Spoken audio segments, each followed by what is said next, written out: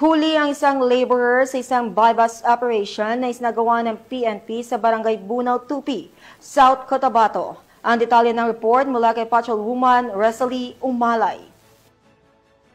Arestado ang isang 45 anyos na laborer na si alias Sami sa isang buy-bust operation sa Barangay Bunaw noong Oktubre taong kasalukuyan, bandang alas 7:20 ng gabi. Isinagawa ang operasyon ng Tupi Municipal Police Station, katuwang ang iba pang unit ng pulisya at sa koordinasyon ng PDEA 12. Nahuli ang sospek sa aktong pagbebenta ng hinihinalang shabu sa isang pusher buyer. Nakuha sa kanya ang isang mark sachet ng hinihinalang shabu at siyang sachet sa loob ng plastic container at 500 buy-bust money.